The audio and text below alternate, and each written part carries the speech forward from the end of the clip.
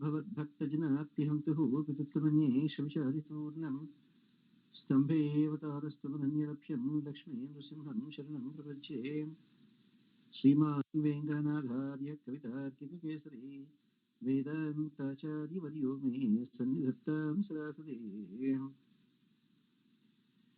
लक्ष्मीनरसमारम्भां नाभयमनमच्छमाम् अस्मदाचार्यपर्यन्तां वन्दे गुरुपरम्पराम् यो नित्यमच्युतपदाम्बुजयुग्मरुक्मव्यामोहतस्तदितराणि तृणाय मेने अस्मद्गुरोर्भगवतोऽस्य दैकसिन्धोः रामानुजस्य चरणौ शरणं प्रपद्ये माता पिता युवतयस्तनया विभूतिः सर्वं यदेव नियमेन मदन्वयानाम् आद्यस्य न कुलपतेर्मुकुलाभिरामम् श्रीमत्तदङ्कयुगलं प्रणमामि मूर्ध्ना भूतं शरश्च भक्तनाथ श्रीभक्तिसारकुलशेखरयोगिवाहान् भक्ताङ्घ्रेण परकाल इति नमिष्टान् श्रीमत्पराङ्कुशमुनिं प्रणतोऽस्मि नित्यम् ॐ अस्मद्गुरुभ्यो नमः अस्मत्परगुरुभ्यो नमः ॐ अस्मत्सर्वगुरुभ्यो नमः.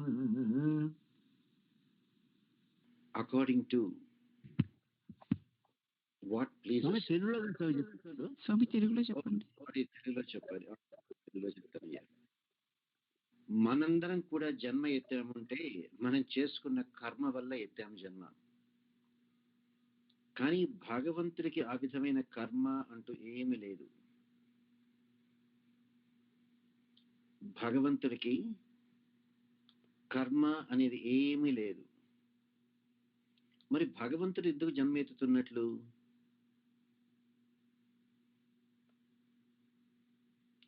భగవంతుడు జన్మ ఎత్తేది రామావతారం ఎందుకుంటే రావణాసురుని చంపడానికి అనుకోవడం చాలా తప్పు.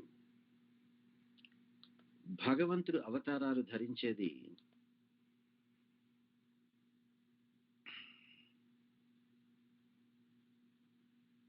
పరిత్రాణాయ సాధూనాం, ఎవరు సాధువులో వాళ్లను రక్షించడం కోసం. రెండోది వినాశాయ చ దుష్కృతాం, స్వామివారు ఆల్రెడీ వచ్చారు కాబట్టి దుష్కృతాం దుర్మార్గులను సంహరించడం, అది వారికి రెండో పని.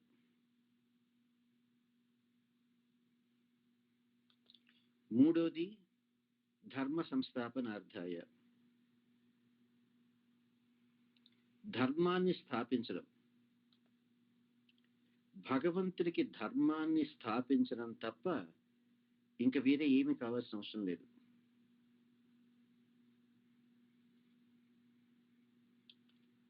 ఆ ధర్మ స్థాపన కోసం భగవంతుడు ఎటువంటి కార్యాన్నైనా చేస్తున్నారు. వారికి అసాధ్యమైంది లేదు. లేకపోతే ఆ కృష్ణ జననం టైంలో ఎవరైనా ఊహించగలరా ఎలా జరుగుతోంది? వసుదేవుడు దేవకికే ఎందుకు పుట్టాలి? దానికి భగవంతుడే స్వయంగా చెప్తారు.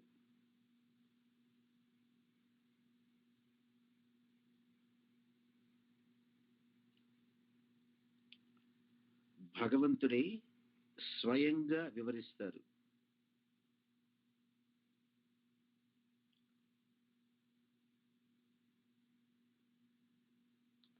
భగవంతుడు స్వయంగా ఏమని వివరిస్తారు? దేవకి వసుదేవులకు బిడ్డగా పుట్టినప్పుడు స్వామివారు బిడ్డగా పుట్టలేదు. సాక్షాత్ శ్రీమన్నారాయణుల వారిలాగానే దర్శనమిస్తారు. సాక్షాత్ శ్రీమన్నారాయణుల వారిలాగానే దర్శనమిస్తారు.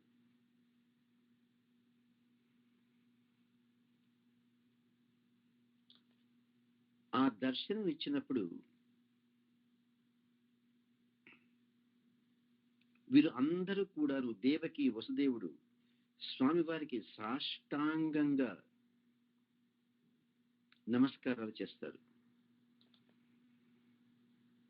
స్వామివారికి సాష్టాంగంగా నమస్కారాలు చేస్తారు. వసుదేవుడు దేవకి స్తోత్రాలు చేస్తారు. మరి ఇంత స్తోత్రాలు చేసి ఇంత చేసినప్పుడు స్వామివారు ఏం చెప్తారు? అమ్మా, నేను మీకు బిడ్డగా పుట్టడం ఇది ఫస్ట్ టైం కాదమ్మా, ఇది మూడోసారి జన్మనెత్తుతున్నానమ్మా మీ గర్భంలో. మొట్టమొదట ఈ మహానుభావుడు సుతప అనే ప్రజాపతిగా ఉన్నారు. అప్పుడు మీరు ఆయన భార్య పృష్ణి అని ఉన్నారు. ఆ తర్వాత మీ యొక్క రెండో జన్మ కశ్యప ప్రజాపతి అదితి. అప్పుడు మీకు నేను వామనుడిగా అవతారం ధరించాను. ఇది మీకు మూడో జన్మ. నేను కూడా మీకు బిడ్డగా పుట్టడం ఇదే ఆఖరిసారమ్మ. ఎందుకంటే బ్రహ్మదేవుడు మొదట సృష్టి చేసి మిమ్మల్ని కూడా సృష్టి కార్యక్రమంలో సహాయం చేయండి, జీవాత్మలకు శరీరాలను ఇవ్వండి అని అడిగినప్పుడు మీరు అందరూ మనుషుల్లాగా బిడ్డలను కనకుండా సర్వేశ్వరుడైన నా గురించి 10,000 సంవత్సరాలు తపస్సు చేశారు. నేను ప్రత్యక్షమై ఏం కావాలి అంటే, నీలాంటి బిడ్డనివ్వు, నీలాంటి బిడ్డనివ్వు, నీలాంటి బిడ్డనివ్వని 3 సార్లు అడిగారమ్మా. నాలాంటి వాడు ఎవడు లేడు, నాకు సమానమైన వాడు లేడు, నాకన్నా గొప్పవాడు లేడు. మరి నాలాంటి వాడిని మీకు ఎలా ఇవ్వగలను? నేనే పుట్టాలి. అందుకని 3 సార్లు అడిగారు కాబట్టి 3 సార్లు మీ గర్భాన పుడుతున్నానమ్మా అని భగవంతుడే స్వయంగా చెప్తాడు. ఆ పుట్టినప్పుడు దేవకీదేవి లేబర్లోకి వెళ్ళింది, ప్రసవ వేదనలోకి వెళ్ళింది, కానీ ఆమె బిడ్డను ప్రసవించలేదు. భగవంతుడు శ్రీమన్నారాయణుల వారు వాళ్ళు ఉండేటువంటి జైల్లోనే 10 అడుగుల ఎత్తున, ఎందుకంటే ఆ జైలు గోడల ఎత్తు 10 అడుగులే ఉన్నది కాబట్టి 10 అడుగుల ఎత్తున శంఖ చక్ర గదా పద్మాలతోటి, మెడలో వైజయంతి మాలతోటి దర్శనమిస్తాడు. చిన్న బిడ్డలాగా కాదు, సాక్షాత్తు శ్రీమన్నారాయణుల వారిలాగానే దర్శనమిస్తారు.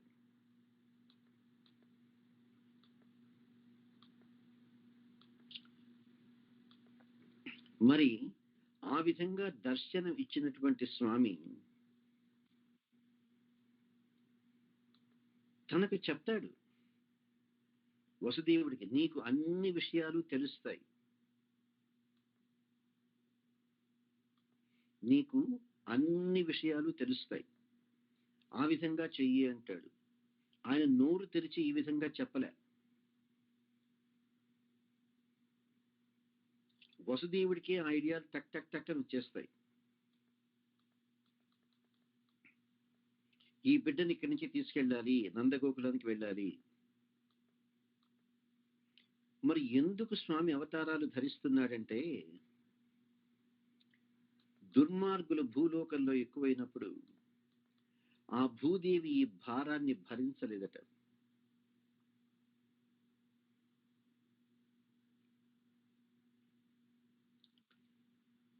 గంగా నది ఏ విధంగా విష్ణు పాదోద్భవి అయిందో, ఎందుకు మనములను పరిశుద్ధులు చేయడానికి. అందుకే ఆమెను విష్ణు పాదోద్భవి గంగా అంటారు. వామనావతారంలో ఈ భూమి మీద దుర్మార్గులందరూ రాజలాంఛనాలతోటి, ఒక్కొక్క దేశానికి ఒక్కొక్క రాజులు, ఒక్కొక్క ప్రావిన్స్కి ఒక్కొక్క రాజు, ఆ విధంగా ఉంటే భూదేవి వీళ్ళ భారం భరించలేక బ్రహ్మదేవుడి దగ్గరికి పోతుంది. అప్పుడు ఆ బ్రహ్మదేవుడు ఈ దేవతలను, భూదేవిని అందరినీ తీసుకొని మహావిష్ణువుకు దర్శనానికి వెళ్ళి వారికి ప్రార్థన చేస్తారు. అక్కడికి వెళ్ళి ఆయన పురుష సూక్తం ఇవి చదివి భగవంతుడిని ధ్యానం చేస్తారు. బ్రహ్మదేవుడికి ఆ స్వామి వారు ఏం చెప్పారో అది ఆయన చెప్తాడు. దేవతల్లారా, మీ అందరూ మీ అంశాలతోటి యాదవ కులంలో పుట్టండి. శ్రేయపతి ఆల్వేస్ గుర్తుంచుకోండి. భగవాన్ అంటే ప్రతి చెట్టు కింద దేవుణ్ణి, పుట్ట కింద దేవుణ్ణి అంతా కూడా భగవాన్ భగవాన్ అనుకోవడం తప్పు. భగవాన్ అంటేనే శ్రేయపతి, మహాలక్ష్మికి భర్త అయిన వాడే భగవాన్. మహాలక్ష్మికి భర్త కాలేకపోతే అది భగవత్ శబ్దానికి వర్తించదు. సో శ్రేయపతి, మహావిష్ణువుకు 1000 పేర్లు ఉన్నప్పటికీ వైకుంఠంలో ఆయన అందరూ ప్రేమగా పిలిచేటువంటి పేరు శ్రేయపతి అని. లక్ష్మీపతి అనేటువంటిది అంత విశిష్టమైనటువంటి పేరు. ఆ లక్ష్మీపతి తప్పకుండా యాదవ కులంలో పుడతాడట. అక్కడ యాదవ కులం అంటే ప్రస్తుతం మనం అనుకునే యాదవ కులం అని అనుకోకూడదు. అక్కడ యాదవులు అంటే యదువంశ సంభవులు అని అర్థం. ఈ యదువంశ సంభవులు క్షత్రియులు. అయితే శాపం వల్ల వాళ్లకు రాజ్యాన్ని పరిపాలించే అర్హత లేదు, వాళ్ళు క్షత్రియులే. బ్రహ్మదేవుడు చెప్తాడు, సాక్షాత్తు ఆదిశేషుడై ఆ స్వామి వారికి అన్నగా పుడతారు. మీరందరూ మీ అంశాలతోటి భూలోకంలో యదువంశంలో జన్మలెత్తండి. ఆ మహావిష్ణువు యొక్క మాయ వల్ల ఈ ప్రపంచం అంతా కూడాను ఆయన ఆజ్ఞానువర్తిగా ఉంటుంటుంది. ఆ మహావిష్ణువు యొక్క మాయే భగవంతుడి యొక్క ఆజ్ఞ మీద యోగమాయ అంటారు. భూమి మీద ఆమె కూడా దుర్గగా పుడుతుంది అని బ్రహ్మదేవుడు చెప్తాడు. ఈ యదువంశంలో పుట్టినవాడు శూరసేనుడు. ఆ శూరసేనుడి కొడుకు వసుదేవుడు.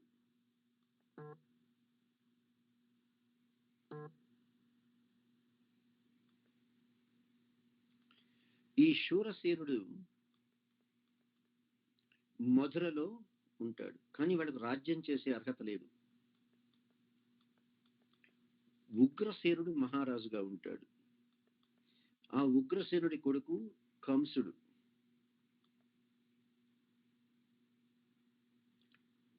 వసుదేవుడు దేవకీదేవిని వివాహం చేసుకొని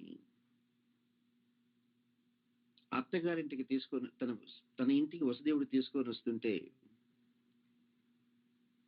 ఉగ్రసేనుడి కొడుకు కంసుడు తనకు చెల్లెలి వరస అయినటువంటి సొంత చెల్లెలు కాదు,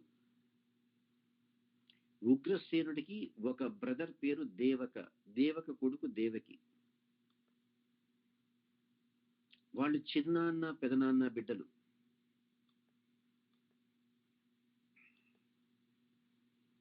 సో కంసుడు తనకు వరసకు చెల్లెలైన దేవకీదేవి వివాహం తర్వాత దేవకి వసుదేవులను రథంలో కూర్చోబెట్టి అత్తగారింటికి తనే తీసుకొస్తుంటాడు.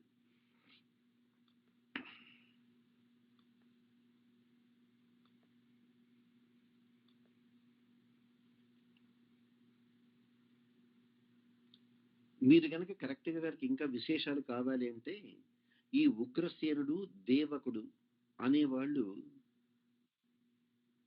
ఆహుకుడు అనేవాళ్ళ కొడుకులు, అన్నలదమ్ములు. ఈ ఉగ్రసేనుడికి మొత్తం 9 మంది కొడుకులు. ఉగ్రసేనుడికి 4 కూతుళ్ళు. ఈ 9 మంది కొడుకులలో పెద్దవాడు కంసుడు. ఉగ్రసేనుడి యొక్క బ్రదర్ దేవకుడు, దేవకుడి యొక్క కూతురు దేవకి. అంటే కరెక్ట్ గా చెప్పాలి అంటే కంసుడికి చిన్నాన్న కూతురు దేవకి.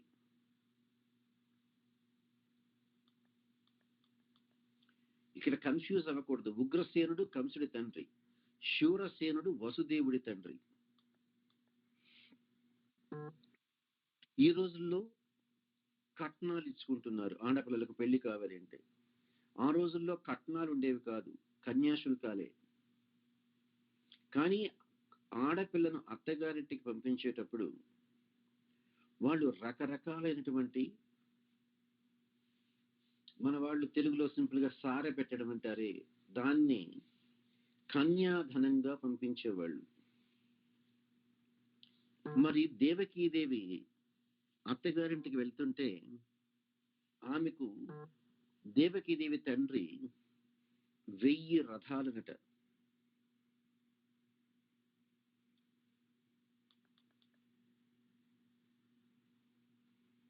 సారీ 1800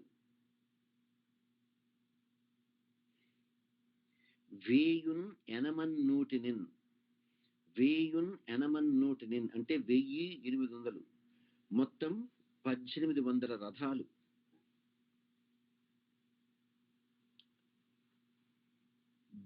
ఏనుగులు 400 ఏనుగులు.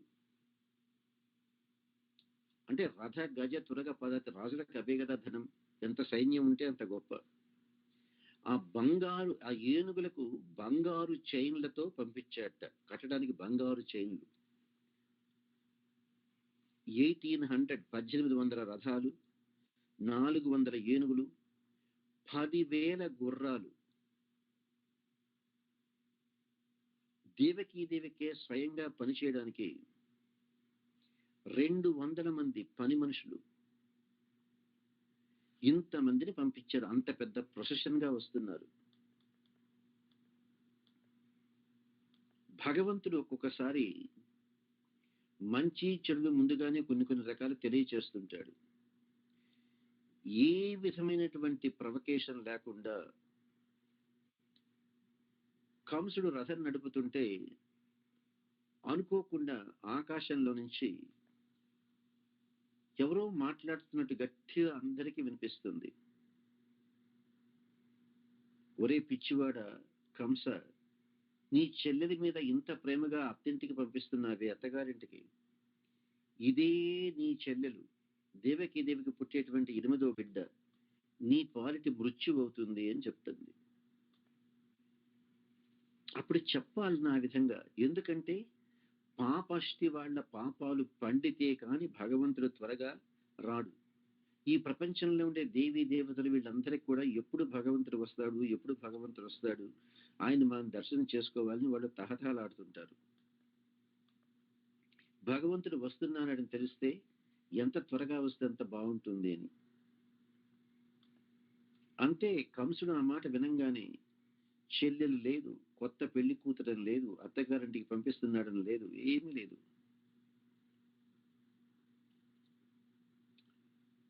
రథంలో ఉండేటువంటి కొత్త పెళ్లి కూతురు దేవికి జుట్టు బట్టి కిందకు లాగి కత్తి తీసుకొని నరికేస్తానంటాడు. వసుదేవుడు ఎంతో ప్రయత్నం చేస్తాడు. వసుదేవుడు కంసుని బతిమలాడతాడు. అన్నవు నీవు చెల్లెలికి నక్కట మాడలు చీరలిచ్చుటో మన్నన చేయుటో మధుర మంజుల భాషలను ఆదరించుటో మిన్నుల మృతలే నిజము మేలని సంపకమన్న మాని రావన్న సాంపమన్న తగదన్న వధింపకమన్న వేగదన్నంటాడు. అయ్యా, నువ్వు ఇప్పుడే పెళ్ళైనటువంటి ఈ దేవకికి అన్నవవుతావయ్యా. అన్నలు చెల్లెళ్లకు కానుకలు ఇస్తారు, చీరలు ఇస్తారు, వాళ్ళ మంచి చెడ్డలు చూస్తారు. అలా కాకుండా చెల్లెలని చూడడం లేదు, కొత్త పెళ్లి కూతురిని చూడడం లేదు. ఇంత దారుణంగా చంపాలి అనుకుంటున్నావే, ఏదో ఆకాశంలో నుంచి నీకు వినపడ్డ మాటలే నిజం అనుకుంటున్నావే. స్త్రీ వధ ఎవరైనా చేస్తారటయ్యా. అంతేనా? చెల్లియ కన్నియ ముద్దరాలు అబల నీ క్షేమంబు చింతించు నిర్మల దీనిన్ బయలాడు మాటలకైనా మర్యాద బోదట్టి సత్కుల జాతుండు పుణ్యమూర్తి ఒకట కోపంబు పాపంబు నిచ్చరి నోహో తెగ వ్రయ్య పాడేవునే చింతింపు భోజేశ్వర అంటాడు.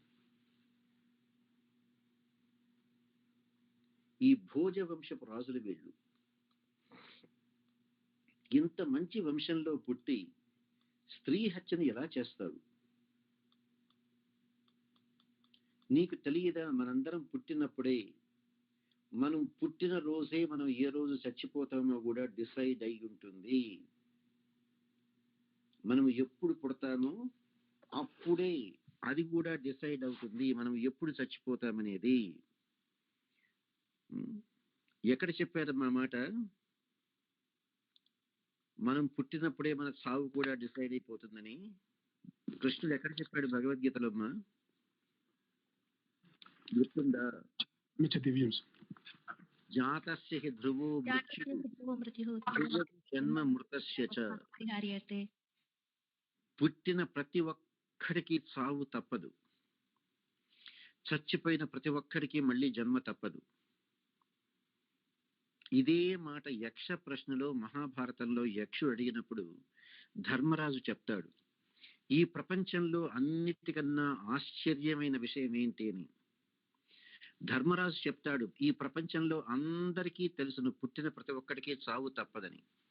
కానీ ప్రతి ఒక్కడు కూడా తన దాకా వచ్చేసరికి తనకు చావే లేదు అన్నట్లుగా, ఇంకా 1000 ఏళ్ళు బతుకుతాను అన్నట్లుగా ఏవేవో ప్లాన్లు వేస్తూ ఉంటాడు, ఏవేవో పనులు చేస్తుంటాడు, ఏవేవో పెడుతుంటాడు.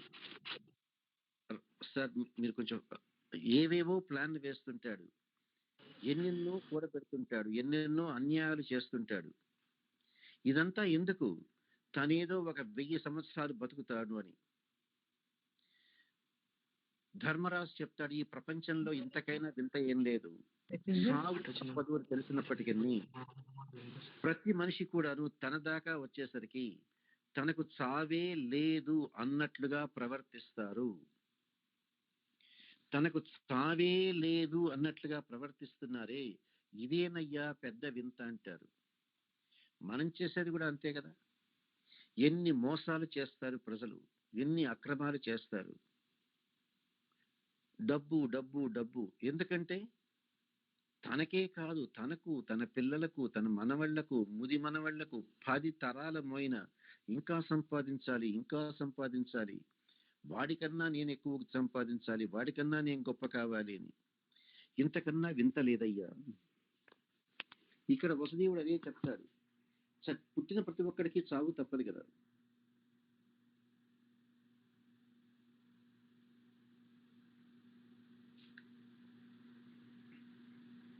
ఇక్కడ ఎంత చక్కగా చెప్తాడంటే, మీరు కొన్ని గడ్డి పురుగులను చూడండి, అవి గడ్డి మీద పాకుతూ ఉంటాయి. ఆ గడ్డి మీద పాకేటప్పుడు ఆ పురుగు ఏం చేస్తుందంటే, ముందు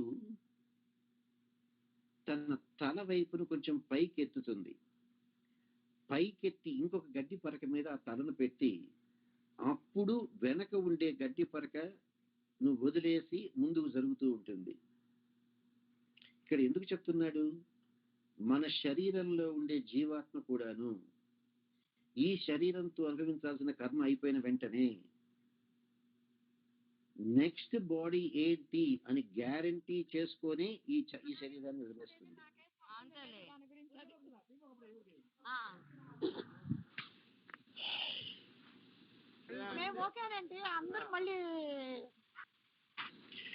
ఏమ్మా సార్, వీళ్ళ ఫోన్లు కొంచెం మ్యూట్ చేసేయండి ఆయన.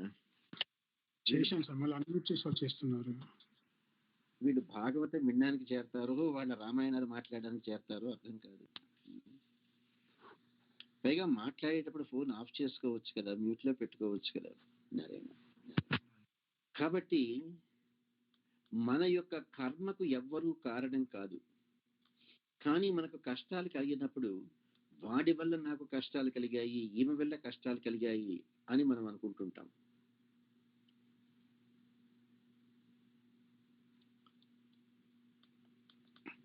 ఇక్కడ వసుదేవుడు చెప్తున్నాడు, కంసుడి కాళ్ళ పట్టుకొని, కంసుడి కాళ్ళ మీద పడి వేడుకుంటున్నాడు. కంసుడికి చాలా వయసు ఎక్కువ, దేవకి కన్నా చాలా పెద్దవాడు. కంస, నీకు వరసకు చెల్లెలే కాని వావించెల్లెలు గాని పుత్రిక వంటి రుత్తమురాలు, సంభావనీయ చరిత్ర భీరువు బాల నూతన వివాహ సుశ్రీ విలాసిని దీనకంపిత చిత్త నీకిద మృక్కిదం కావే కరుణమయాత్మక కంస మానవ వల్లభ అంటాడు. అయ్యా నీకు కంస, నీకు వరసకు చెల్లెలే కాని, వరసకు చెల్లెలే కాని నీ కూతురి వయసు ఉన్నదయ్యా. అటువంటి కూతురు వయసున్నటువంటి చెల్లెల్ని చంపుతానంటున్నావే, ఇది ఏమైనా ధర్మమా?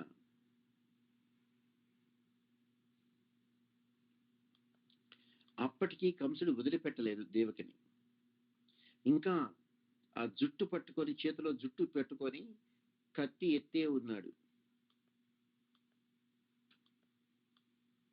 సరే, ఇప్పుడు ఏ విధంగా అయినప్పటికీ తన భార్యను కాపాడుకోవాలి అనేటువంటి ఉద్దేశంతో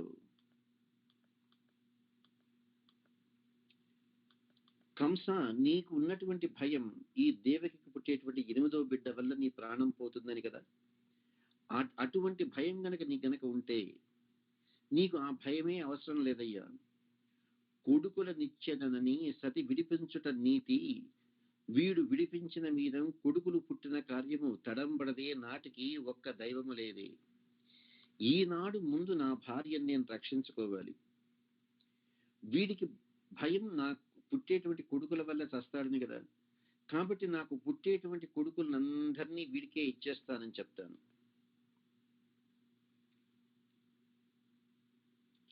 8వ బిడ్డ వల్ల కదా చావు ఉంది అంటాడు. అంటే ఈమెకు 8 మంది బిడ్డలు కలగాలి అనే కదా అర్థం. కాబట్టి ఈమె చనిపోకూడదు. 8 మంది బిడ్డలు పుట్టాలి. కాబట్టి పుట్టిన బిడ్డలను పుట్టినట్లే నీకు ఇస్తానయ్యా.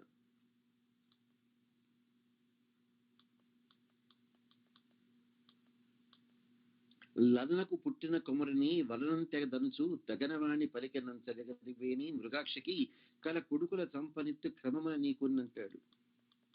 నీ భయమంతా ఈ దేవికి పుట్టే పిల్లల వల్ల నీకు సావది కదా. నాకు ఏ బిడ్డ పుట్టినప్పటికీ నీ పుట్టిన వెంటనే ఆ బిడ్డను తీసుకొచ్చి నీకు ఇస్తానయ్యా. ఆ బిడ్డను చంపేశాయి. దానికి స్త్రీ వధ ఎందుకు చేస్తావు?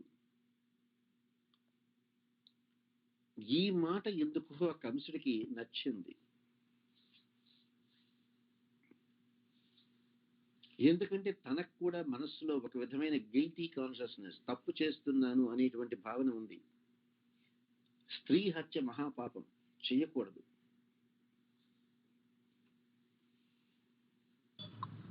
ఆ విధంగా వసుది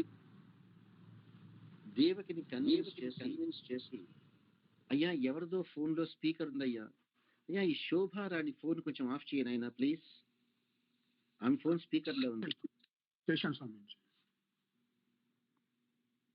ఆమె ఫోన్ మ్యూట్ లో లేదు, ఆమె హోల్డ్ లో పెట్టింది. ఆ విధంగా ఏదో విధంగా తనను కాపాడుకోవాలి అని నిర్ణయించుకుంటాడు. ఆ భగవంతుడి యొక్క అనుగ్రహం వల్ల దేవిని కంసుడు వదిలేస్తాడు. వదిలేసిన తర్వాత ఏర్పడ నేత నొకని లెక్కను కొడుకుల నినమండ్ర నొక్క కూతుంగని అంటాడు. కంసుడు వదిలేసిన తర్వాత ఈ దేవి కంసుడు ఎన్ని కష్టాలు పెట్టినా అనుభవిస్తూ ఏడాదికి ఒక బిడ్డ చొప్పున 8 మంది కొడుకులను ప్రసవించింది. ఆ తర్వాత ఒక కూతుర్ని కూడా ప్రసవించింది. ఆ కొడుకులకు పేర్లు కూడా ఉన్నాయి, మనం ఎప్పుడూ పట్టించుకోలేదు. కానీ దేవకి వసుదేవులకు పుట్టిన మొదటి కొడుకు పేరు కీర్తిమంతుడు, రెండో వాడు సుశీలుడు. అయితే పుట్టిన వెంటనే వాడు చంపేశాడు కంసుడు.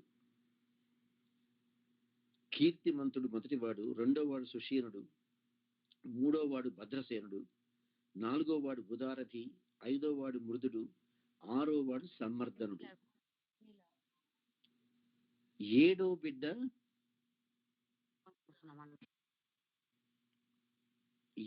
బిడ్డ బలభద్రుడు, ఆయనే బలరాముడు. కానీ ఆ బిడ్డను కంసుడు చంపలేకపోయినాడు. శ్రీమన్నారాయణుల వారి ఆజ్ఞ వల్ల ఆయన యోగమాయ దేవకీదేవి గర్భంలో ఉండేటువంటి పిండాన్ని వసుదేవుడు ఇంకొక భార్య అయిన రోహిణి నందగోకులంలో ఉంటే ఆమె గర్భంలో ప్రవేశపెడుతుంది. అందువల్ల 7వ బిడ్డ బలరాముడు బతికాడు, 8వ బిడ్డ కృష్ణుడు. ఆ తర్వాత కొంతకాలానికి పుట్టిన బిడ్డ సాక్షాత్తు యోగమాయే సుభద్రగా పుడుతుంది.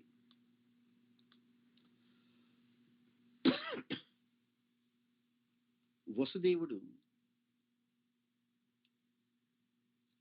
అందరికీ మొదటిసారి బిడ్డ పుట్టాడు అంటే ఎంత సంతోషం. ఆ మొదటి బిడ్డ పుట్టినప్పటికీ అందులో మగ బిడ్డ అయితే ఇంకా సంతోషపడ్డ దేవకి వసుదేవుడు చెప్పిన మాట నిలబెట్టుకోవాలి అని మొదటి బిడ్డ కీర్తిమంతుడిని తీసుకొనిచ్చి పుట్టిన వెంటనే కంసుడి దగ్గర ఒప్పగిస్తాడు ఈ బిడ్డను చంపేసుకొని. కంసుడికి ఆశ్చర్యమైపోతుంది. ఆడిన మాట తప్పని వాడంటూ ఎవరన్నా ఉంటే ఈ వసుదేవుండు దక్క నితరుడు గరడే అనుకుంటాడు. ఎవరైనప్పటికీ ఆనాడు ఏదో మాట చెప్పినందువల్ల పుట్టిన బిడ్డను పుట్టినట్టు తీసుకొచ్చి మాట ప్రకారం తీసుకొచ్చి చంపేయి అని నా పాదాల దగ్గర పెట్టాడే, ఎంత గొప్పవాడయ్యా. అందువల్ల సత్యం మీద నిలబడ్డ వాడికి కష్టాలనేవే లేవు.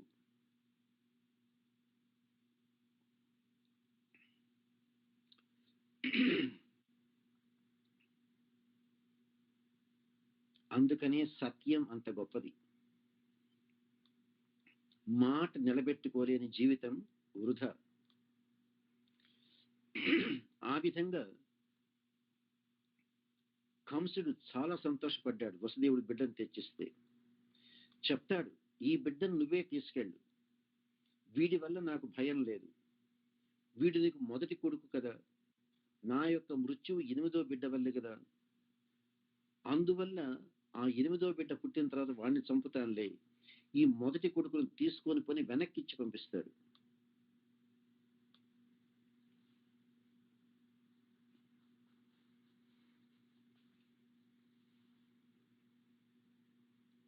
ఈ వసుదేవుడికి ఇంకొక గొప్ప పేరుంది, ఆనక దుందుభిని. ఇతను ఎంత సత్యవ్రతుడు అంటే, ఎవరైనా సత్యాన్ని పాటిస్తారు అని గనక భగవంతుడికి తెలిసినా దేవతలకు తెలిసినా, ఈయన పుట్టిన వెంటనే ఆ వసుదేవుడు ఆకాశంలో దేవతలు మృదంగ వాద్యాలు చేశారట. ఒక మహానుభావుడు సత్య దీక్షతో ఉండేవాడు పుట్టాడు అని.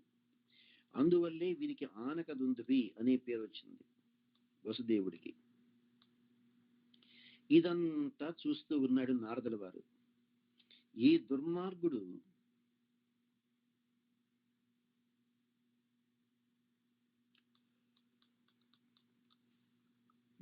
ఎంత త్వరగా చనిపోతే అంత మంచిది కంసుడు అని నారదుడు నేరుగా కంసుడి దగ్గరకు వస్తాడు. వచ్చి, కంస ఎంత పిచ్చివాడివయ్యా, నీకు తెలిసిన నందగోకులంలో ఉండేటువంటి నందుడు, వాళ్ళ భార్యలు, కొడుకులు, మొదట్లో ఉండేటువంటి దేవకి మొదలైన వాళ్ళు, వసుదేవుడు, వీళ్ళందరూ యదువంశం వాళ్ళు అనుకుంటున్నావా? కాదయ్యా, వీళ్ళందరూ దేవతలు, మానవులు కాదు. నీవేమో రాక్షసుడివి. శ్రీ మహావిష్ణువు పుట్టి రాక్షసులందరినీ చంపుతాడు. నారదుడికి భయం పట్టుకుంటుంది. నారదుడు చెప్పిన మాట విని కంసుడికి భయం పట్టుకుంటుంది.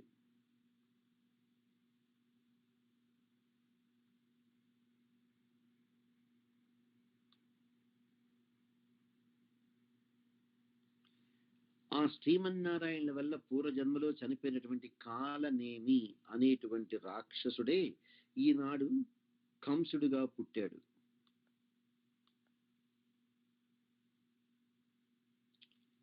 దేవతలు అసురుల యుద్ధంలో మహావిష్ణువు చేతిలో ఈ కాలనేమి అనేవాడు పూర్వజన్మలో చనిపోతాడు. ఇక్కడ కంసుడిగా జన్మించిన తర్వాత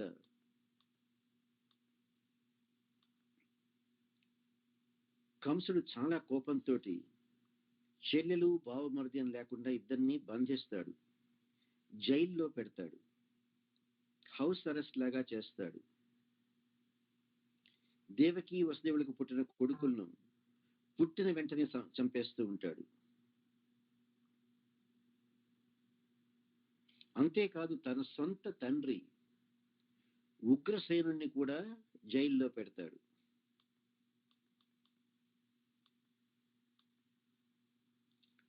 ఈ యొక్క ధనం ఎంత చెడ్డది, పవర్, రాజుగా ఉండాలి అనే ఆశ ఎంత చెడ్డది అంటే, వాళ్ళు తల్లిదండ్రులనైనా హింసిస్తారు, అన్నదమ్ములనైనా చంపేస్తారు, బిడ్డలనైనా చంపేస్తారు. వాళ్ళకు కావాల్సింది వాళ్ళు అధికారంలో ఉన్నారా, వాళ్లకు డబ్బుందా, ఇవే చూస్తారు దుర్మార్గులు. మంచి వాళ్ళు మిగిలిన వాళ్లకు సహాయం చేస్తారు, దుర్మార్గులకు స్వార్థం ఎక్కువ. ఆ విధంగా దేవికి పుట్టినటువంటి 6 కొడుకులను ప్రతి సంవత్సరం బిడ్డను కనడం, ప్రతి సంవత్సరం ఆ బిడ్డను పుట్టిన వెంటనే కంసుడు చంపేయడం. 7వసారి గర్భవతిగా ఉన్నప్పుడు వైకుంఠంలో శ్రీ మహావిష్ణువు శ్రీమన్నారాయణుల వారు తన యొక్క యోగ మాయతో ఈ విధంగా చెప్తున్నట్ట. గోపికా జనములు గోపాకలునున్న పసుల మందకు పొమ్ము భద్ర, నీవు వసుదేవు భార్యలు వరుస కంసుని చేత నాకల పడిగుండ నందు జొరక, తలగి రోహిణియను తరళాక్షి నందగోకుల మందు ఉన్నది గుణగణాక్ష, దేవకి కడుపున దీపించు శేషాఖ్యమైన నా తేజము,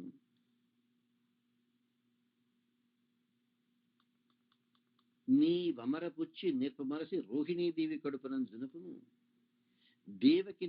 దేవకిని సుతుండనగుదును అంశభాగయుతుండనై, యశోదకు నందు పొరతీకి అంత మీద పుట్టెదీవు.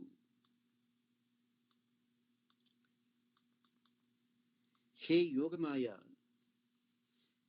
గోపికలు గోపాలకులు ఉండేటువంటి నందగోకులానికి వెళ్ళు. వసుదేవుడి భార్యలందరినీ కంసుడు హౌస్ అరెస్ట్ లో పెట్టాడు. కానీ రోహిణి అనే ఒక భార్య మాత్రం నందగోకులంలో ఉన్నది. ప్రస్తుతం దేవకీదేవి గర్భంలో ఉండేటువంటి వాసుదేవ, సంకర్షణ, ప్రద్యుమ్న, అనిరుద్ధ అనేటువంటి 4 వ్యూహాలలో 2వ వ్యూహమూర్తి అయినటువంటి ఆదిశేషుడు. ఈ బిడ్డ కంసుడి చేతిలో చావకూడదు.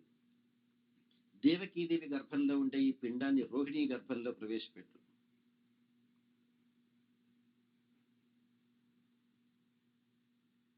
నేను నా సమస్తమైన అంశాలతోటి దేవకీదేవికి కొడుకుగా పుడతాను. నీవు కూడా నందుని భార్య అయిన యశోదకు బిడ్డగా పుట్టు.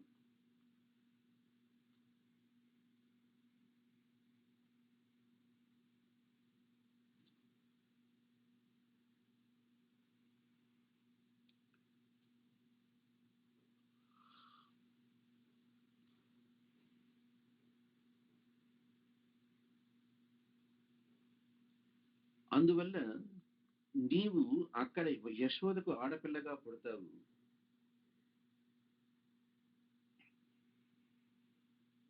నీవు ఎవరికి ఏ విధమైన కోర్కెలు కావాలన్నా తీర్చగలవు. అంటే మోక్షం తప్ప ఏది అయినప్పటికీ దుర్గ ఇవ్వగలదు. కాబట్టి నీకు ప్రజలు ఎన్నెన్నో పూజలు చేస్తారు, కొన్ని చోట్లయితే బలులు కూడా ఇస్తారు. నిన్ను ఈ ప్రపంచంలో 14 పేర్లతో పూజ జరిగేటట్టు చూస్తారు. దుర్గా, భద్రకాళి, విజయ, వైష్ణవి, కుముద, చండిక, కృష్ణ, మాధవి, కన్యక, మాయ, నారాయణి, ఈశాన, శారద, అంబిక అని 14 పేర్లతో నీవు పూజింపబడతావు.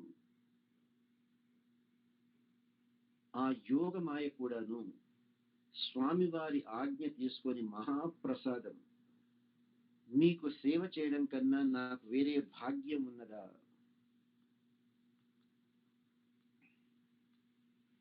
అని విష్ణు లోకాన్ని వదిలి భూలోకానికి వస్తుంది ఆమె.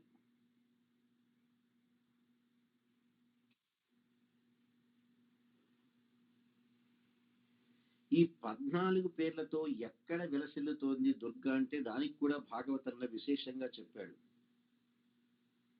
కాశీలో ఉండే ఆమె పేరు దుర్గా అని, భద్రేశ్వర క్షేత్రంలో ఉండే ఆమెను భద్రకాళి అని, వరాహశైల క్షేత్రంలో విజయ అని, మాతృకా క్షేత్రంలో వైష్ణవి అని, మానస క్షేత్రంలో కుముద అని, అమరకుండక క్షేత్రంలో చండిక అని, హస్తినాపుర క్షేత్రంలో కృష్ణ అని, శ్రీశైల క్షేత్రంలో మాధవి అని, కన్యాకుబ్జ క్షేత్రంలో కన్యక అని, మాయానగర క్షేత్రంలో మాయా అని, సుపార్శ్వ క్షేత్రంలో నారాయణి అని, రుద్రకోటి క్షేత్రంలో ఈశాన అని, బ్రహ్మక్షేత్రంలో శారద అని, సిద్ధవన క్షేత్రంలో అంబిక అని, ఈ 14 పేర్లతో దుర్గను మనుషులకు ఉండేటువంటి కోరికలు మాత్రమే తీర్చడానికి మోక్షాన్ని ఇచ్చే శక్తి ఇవ్వలేదు స్వామి. ఆయన మాత్రమే ఇవ్వగలడు.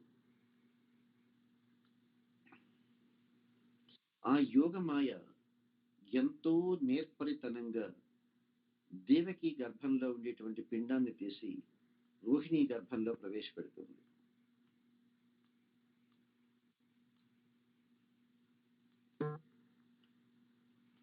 ఆ విధంగా బలరామ జననం అక్కడ జరుగుతుంది రోహిణీదేవి గర్భం నుంచి.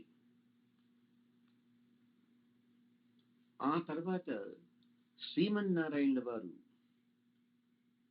తన యొక్క నిజాంశతోటి వసుదేవుడిలో ప్రవేశించి ఆ వసుదేవుడు సూర్యులాగా వెలిగిపోతూ ఉంటాడప్పుడు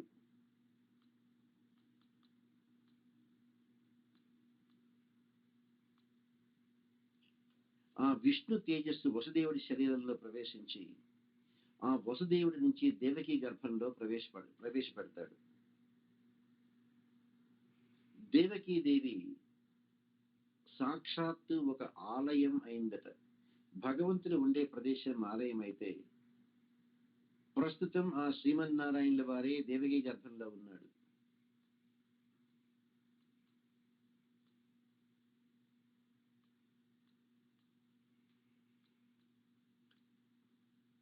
ఆ దేవకీదేవికి గర్భం పెరుగుతూ ఉంటే చూచే వాళ్ళకందరికీ ఆమె దివ్యమైన తేజస్సు చూసి ఈసారి తప్పకుండా భగవంతుడే పుడతాడు ఈమె ఇలా వెలిగిపోతుంది అనుకుంటున్నారట.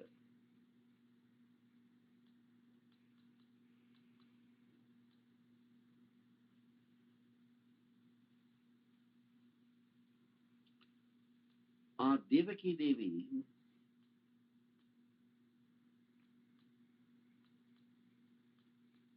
గర్భవతిగా ఉన్నప్పుడు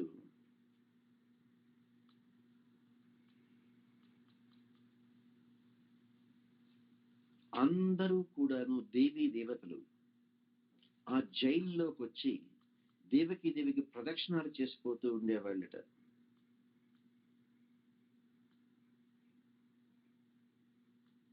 అయినప్పటికీ దేవకీదేవి ఇంకా గృహ నిర్బంధంలోనే ఉన్నది, హౌస్ అరెస్ట్ లోనే ఉన్నది.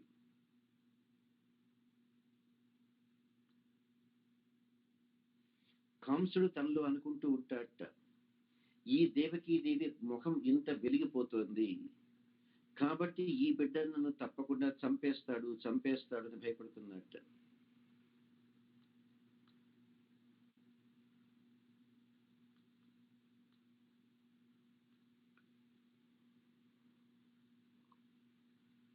దేవకీదేవిని చూస్తే కంసుడికి భయం పట్టుకుంటోందట.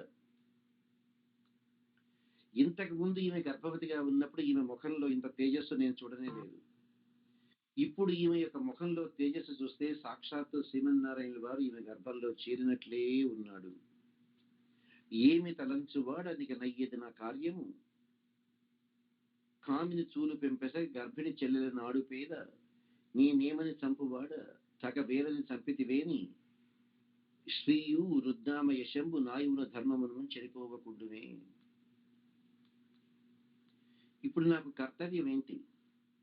గర్భవతి అయినటువంటి చెల్లెల్ని ఆడపిల్లను చంపేస్తే ఏ కారణం చూపి చంపేది?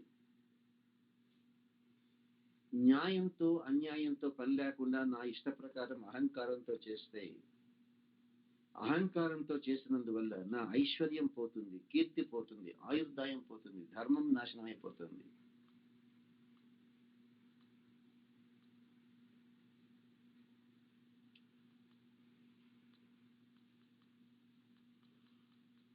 ఆ దేవికి ప్రసరించేటువంటి రోజులు దగ్గరకు వచ్చే కొద్దీ కంసుడికి భయం పెరుగుతుంది.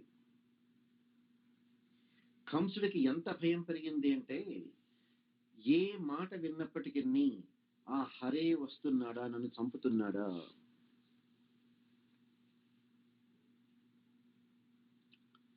కళ్ళతో ఏది చూసినప్పటికీ ఇది హరి హరి అయ్యుంటుందా, శరీరానికి గడ్డి పరక తగిలినప్పటికీ ఇది విష్ణుమూర్తి చేతిలో ఉండేటువంటి చక్రమా, ముక్కుకు ఏదన్నా మంచి వాసన కదిలితే ఇది ఆ విష్ణువు యొక్క మెడలో ఉండేటువంటి వనమాల. ఎవరు ఏమి మాట్లాడినా ఆ విష్ణువు యొక్క 1000 పేర్లే వీళ్ళు చెప్తున్నారా? ఆ కంసుడికి ద్వేషంతోటి 24 గంటలు సర్వకాల సర్వావస్థల్లోనూ హరి హరి హరి హరి అని హరినే తలుచుకుంటూ ఉన్నట్ట. ఈ విధంగా ఇక్కడ కంసుడు భయపడుతుంటే జైల్ హౌస్ అరెస్ట్ లో ఉన్నటువంటి దేవకీదేవి దగ్గరికి అందరూ దేవతలు, నారదాది మహర్షులు, 4 ముఖాల బ్రహ్మ, ముక్కంటి అయినటువంటి శంకరుడు అందరూ వచ్చి ఆ స్వామిని ప్రార్థన చేస్తూ ఉన్నారట.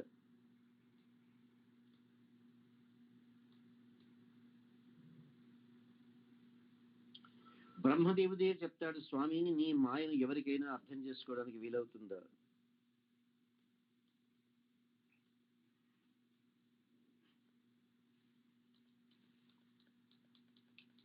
ఈ సంసారం అనేటువంటి మాయలో ఎవరైతే పడకుండా ఉంటారో వాళ్లకు తప్ప నీవు ఏ విధంగా అర్థమవుతావు స్వామి అని బ్రహ్మదేవుడు దేవకికి ప్రదక్షిణం చేసి ప్రార్థన చేస్తాడు.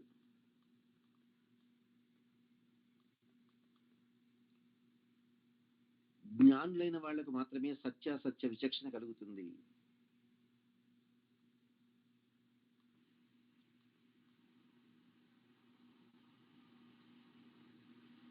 ఆ తర్వాత శంకరుడు, ఆ తర్వాత ఇంద్రాది దేవతలు, ఆ తర్వాత నారదాది మహర్షులు,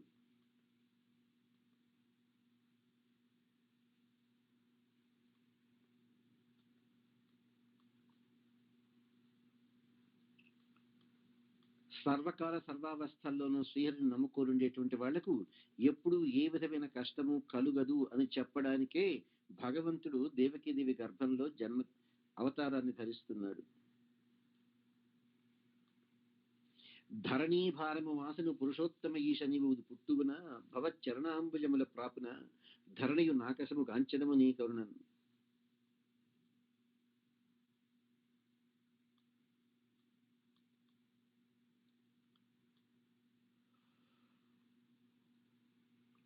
ద్వాపర యుగంలోనే అంతమంది రాక్షసులు భూలోకంలో ఉన్నారు అంటే ఇంకా కలియుగంలో ఎంతమంది ఉంటారో ఆలోచించుకోండి.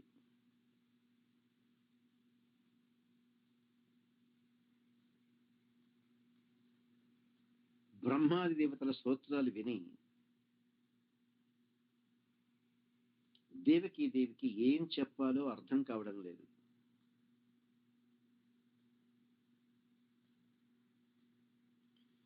వాళ్ళందరూ చెప్తారు, అమ్మా దేవకీదేవి నీ గర్భంలో ఉండేటువంటి వాడు ప్రధాన పురుషుడమ్మా, నీవు ఇంకా కంసుడికి భయపడాల్సిన అవసరం లేదమ్మా అని. కానీ ఎంతైనా తన తల్లి కదా, అందులో మొదటి 6 బిడ్డలను చంపేశాడు కదా. ఈ దేవకీదేవి వాళ్ళకు ప్రార్థన చేస్తుందిరా దేవతలకు, నా బిడ్డను చల్లగా ఉండేటట్టు ఆశీర్వదించండి అని. వాళ్ళు తిరిగి దేవికి నమస్కారం చేసి, మేము నీ బిడ్డను కాపాడడం కాదమ్మా, నీ బిడ్డ మమ్మల్ని కాపాడడానికి నీ కడుపున కృష్ణావతారంలో రాబోతున్నారమ్మా అని వాళ్ళు చెప్తారు.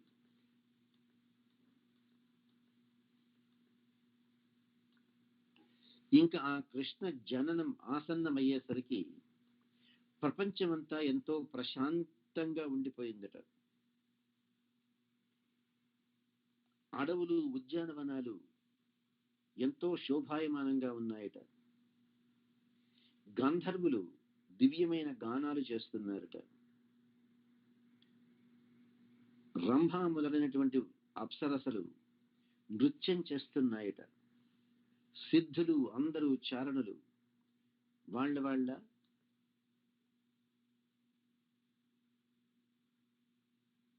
గాంధర్వ గానం చేస్తూ స్వామివారికి స్వాగతం చెప్తూ ఉన్నారట.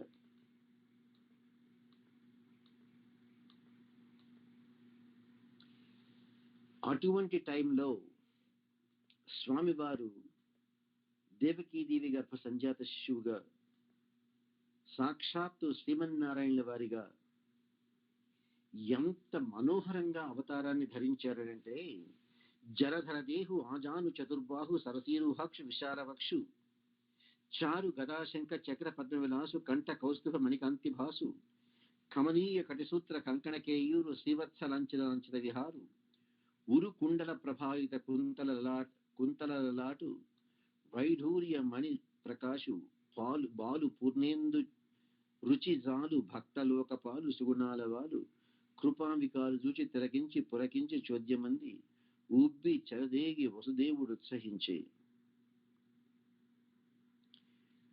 వసుదేవుడి ఆనందానికి అవధులు లేవట.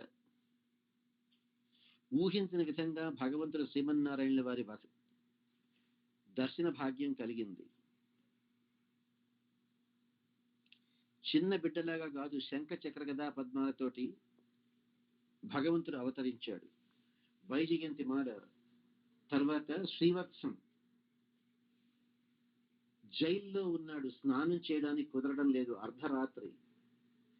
అందువల్ల తన మనస్సులోనే ఇంత మంచి బిడ్డ శ్రీమన్నారాయణ వారే నాకు బిడ్డగా పుట్టాడే, ఈ బిడ్డకు అన్ని శుభాలు కలగాలి అని తన మనస్సులోనే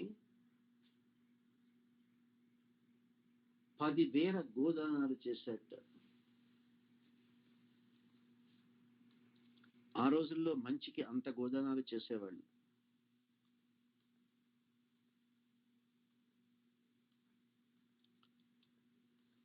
సాష్టాంగ దండ ప్రణామాలు సమర్పించారు భార్యాభర్తలు.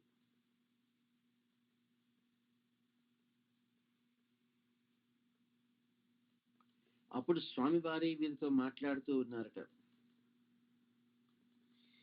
ఇది నాకు 3వ జన్మని చెప్పాను కదమ్మా, ఇక మీద మీకు జన్మ లేదమ్మా, జన్మరాహిత్యమే మీకు కలుగుతుంది.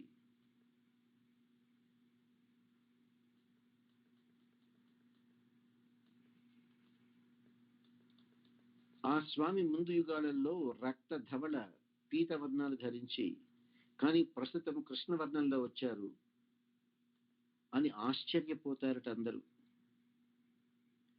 అప్పుడే పుట్టిన బిడ్డ ఆయన యొక్క దివ్య రూప లావణ్యాలన్నీ చూసి అందరూ అలా మురిసిపోతారట.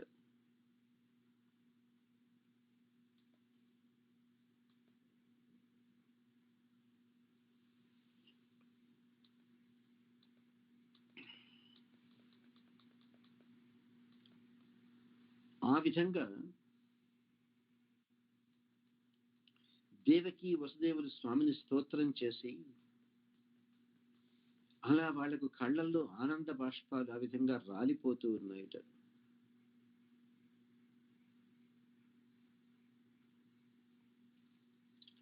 వాళ్ళు చెప్తారు, దేవకి వసుదేవులు స్వామి సత్వ రజస్తమ గుణాలకు అతీతంగా శుద్ధ సత్వంలో ఉన్నటువంటి శ్రీమన్నారాయణ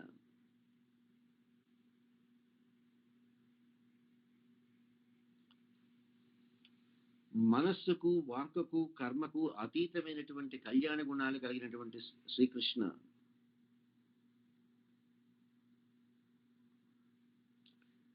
బ్రహ్మదేవుడి ఆయుస్సులో 50 సంవత్సరాలపై ఉత్తర ప్రార్థన జరిగేటప్పుడు లోకాలు అన్ని నశింపచేసి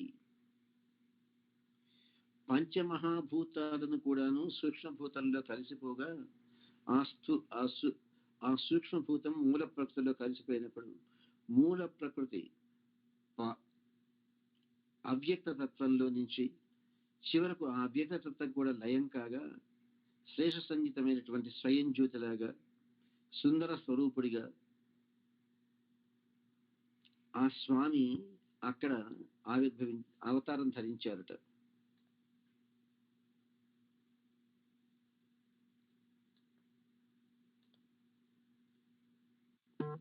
ఆ పరమాత్మ ఈ విధంగా అవతారాన్ని ధరించినప్పుడు ప్రపంచం అంతా కూడాను ఒక విధమైన శాంతితోటి ఉండిందట.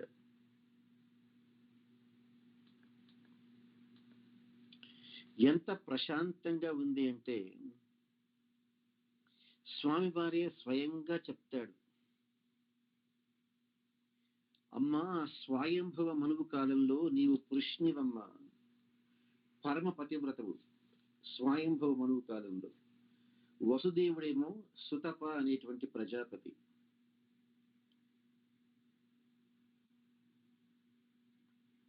12,000 సంవత్సరాలు వాళ్ళు తపస్సు చేస్తారట. 12,000 సంవత్సరాలు.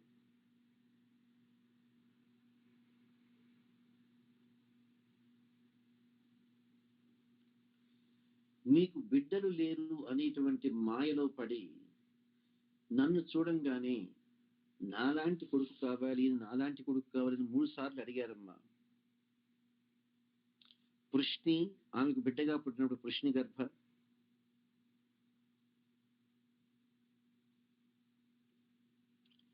అదితి కశ్యపుడిగా ఉన్నప్పుడు పుట్టిన బిడ్డను వామనుణ్ణి. ఇది 3వ జన్మమమ్మా. నీ యందు ఎప్పటికీ లేదు జన్మ మిటపై నాకు. ఇక మీద నేను మీకు బిడ్డగా అవతరించేటువంటి అవకాశం లేదమ్మా, మీ కోరిక తీర్చాను అని చెప్తాడు.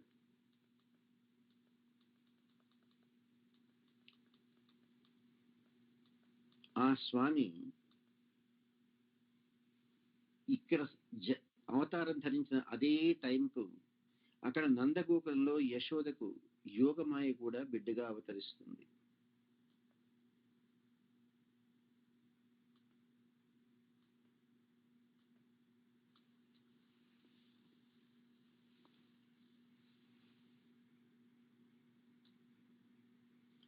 వసుదేవుడు ఆ భగవంతుడు చెప్పిన విధంగా తనకు మనస్సులో కలిగించిన ఆలోచనల విధంగా ఆ బిడ్డను తీసుకొని పురిటింట్లో నుంచి బయటకు వస్తాడు.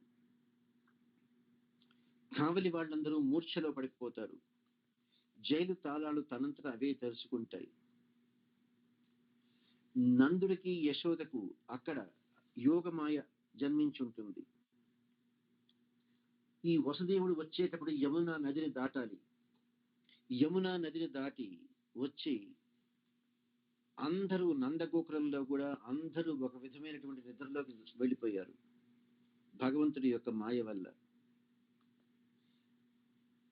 ఎవ్వరికైనా నమ్మగలదా?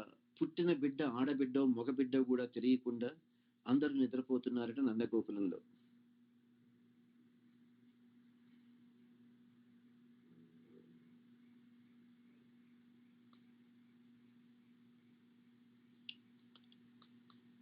ఆ విధంగా అక్కడ పెట్టేసి ఆ బిడ్డను కృష్ణుణ్ణి పెట్టి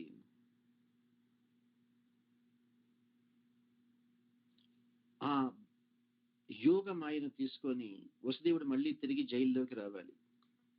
ఇది అంతా కూడాను తెల్లవారే లోపల జరిగిపోవాలి.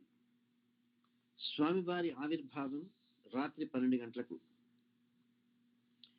వసుదేవుడు స్వామిని ఒక చిన్న బుట్టలో పెట్టుకొని తల మీద పెట్టుకొని యమునా దగ్గరికి వచ్చేసరికి యమున పొంగిపోతుందట.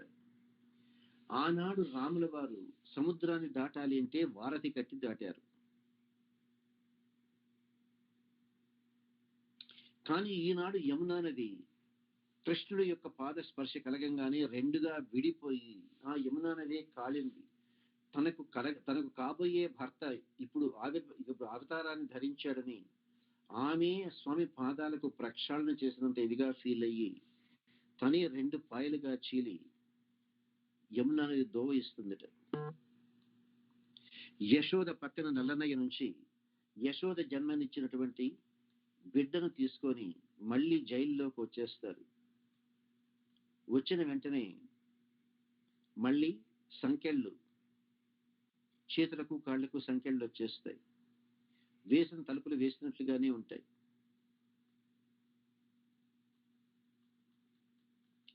ఆ తర్వాత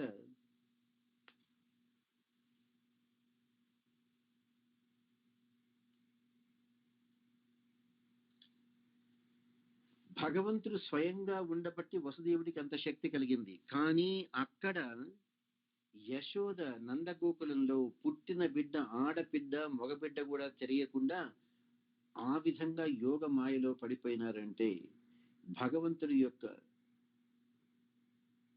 లీలా విశేషాలు మనకు అర్థం కూడా కావు. ఇక్కడికి తీసుకొచ్చిన తర్వాత చిన్న బిడ్డ ఏడ్చేసరికి ఆడపిల్ల అప్పుడు జైలు కాపలా కాచే వాళ్ళు వెళ్ళి కంసుడికి చెప్తే కంసుడు పరిగెత్తి వస్తున్నట్ట.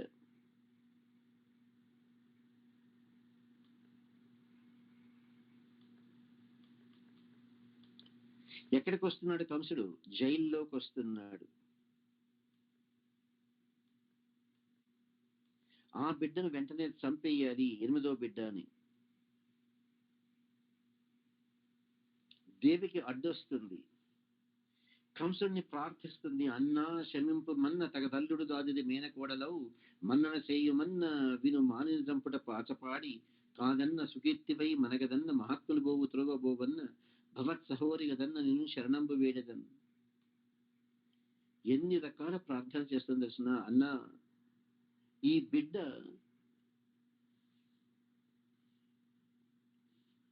నాకు ఆడపిల్ల, నీకు మేనకోడలవుతుంది, కావాలంటే నీ కొడుక్కిచ్చి పెళ్లి చేస్తానన్నా, స్త్రీ హత్య మానుకో, నీ చెల్లెల్ని ప్రార్థన చేస్తున్నానంటుంది.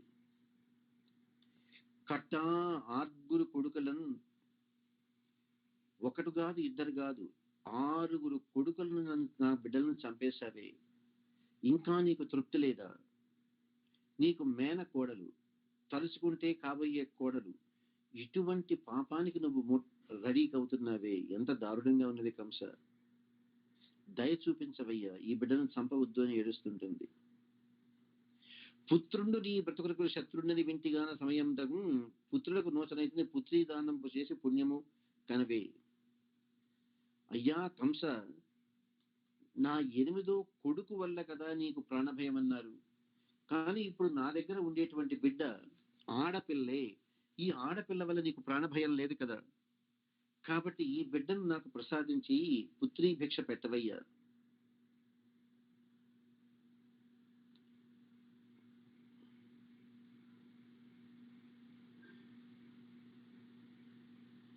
కంసుడు పరమ దుర్మార్గుడు. దేవికి ఎంత ప్రార్థన చేస్తున్నా వినకుండా దేవికి చేతుల్లో ఉండేటువంటి బిడ్డను లాక్కొని ఎదురుగుండా ఒక బండ పెట్టి, ఒక పెద్ద రాయి, ఆ బిడ్డను కాళ్ళు పట్టుకొని తలకాయ ఆ బండ మీద వేసి కొట్టి చంపాలి అని చూశాడు.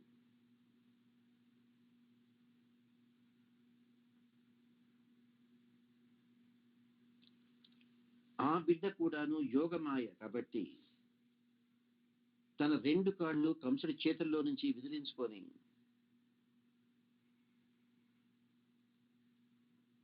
ఆకాశంలోకి వచ్చి పుష్పమాలలు, కిరీటం, మణిహారాలు, దివ్యాంబరాలతో అతి మనోహరంగా ఉంటూ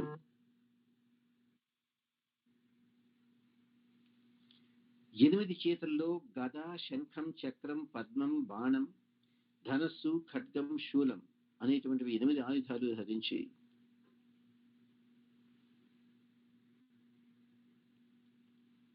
ఆకాశంలో భద్రకాళిగా దర్శనమిస్తుంది. అప్పుడే పుట్టినటువంటి బిడ్డ.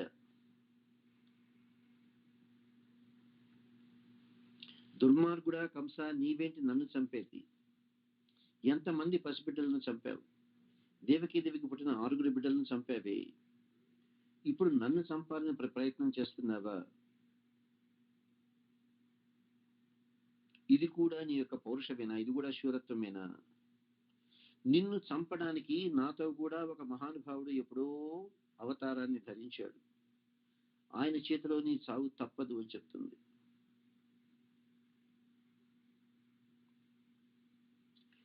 ఈ విధంగా దుర్గాదేవి చెప్పినప్పుడు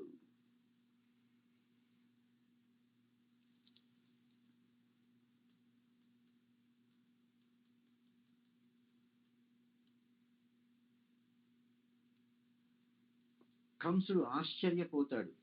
పుట్టిన బిడ్డ ఏంటి, చేతుల్లో నుంచి తప్పించుకోవడం ఏంటి, ఆకాశంలోకి రావడం ఏంటి, ఈ విధంగా నన్ను చంపేటువంటి బిడ్డ పుట్టాడని చెప్పడం ఏంటి అని ఏమీ అర్థం కాకుండా ఒక విధమైనటువంటి కన్ఫ్యూజ్ స్టేట్ లోకి వెళ్ళిపోతాడు.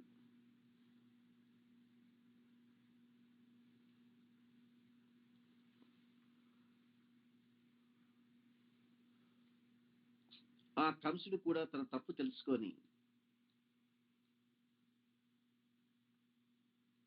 దేవకి వసుదేవులకు వచ్చి క్షమాపణ వేడుకుంటాడు. ఎంత తప్పు చేశాను నేను, మీ పుట్టిన బిడ్డలను పుట్టినట్లే చంపేశాను, ఏం చేసేది? ఆకాశవాణి మాటలు వినేసరికి నా ప్రాణాన్ని నేను కాపాడుకోవాలనిపించింది.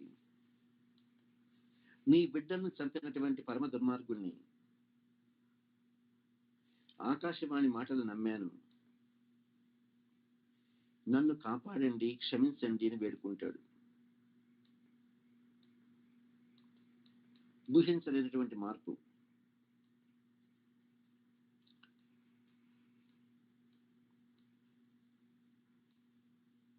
ఆ తర్వాత దేవకీ వసుదేవులకు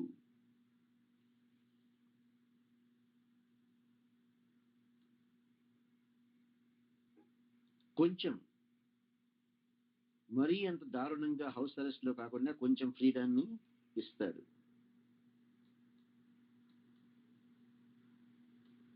ఈ విధంగా యోగమాయ ఇక్కడ ప్రవర్తిస్తుంది.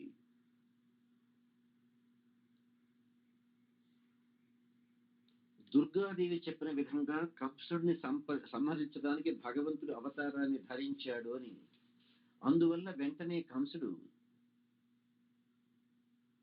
తనకు వినయ విధేయతలతో ఉండేటువంటి రాక్షసులను, మంత్రులను అందరినీ పిలిపిస్తాడు.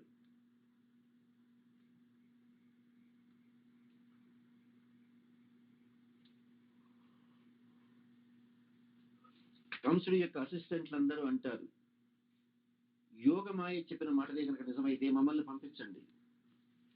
పల్లెలు, ఊళ్ళు అన్ని చోట్ల తిరిగి ఇప్పుడు పుట్టినటువంటి పిల్లలను అందరినీ చంపేస్తాము అని.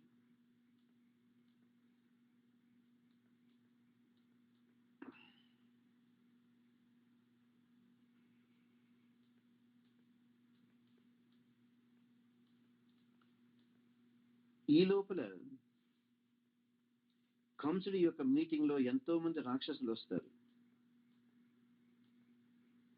వాళ్ళు చెప్పిన సలహా ఏంటంటే, ఈ నారాయణుల వారికి బ్రహ్మణ్య దేవుడిని ఉన్నదయ్యా, ఆ స్వామి ఎక్కడ ఆవులుంటాయో, ఎక్కడ బ్రాహ్మణులు ఉంటారో, ఎక్కడ ఓర్పు, ఎక్కడ వేదాలు, ఎక్కడ సత్యం ఇవన్నీ ఉంటాయో అవన్నీ విష్ణు స్వరూపాలుగా ఉంటాయి. కావున మనం విష్ణు స్వరూపాలను నాశనం చేస్తే ఆ స్వామి ఎక్కడ ఉన్నా గానీ బయటికి వచ్చేస్తారు. బ్రాహ్మణులందరినీ చంపేద్దామా, ఆవులనన్నీ చంపేద్దామా, లేదు వీళ్ళకందరికీ దేశ బహిష్కారం చేద్దామా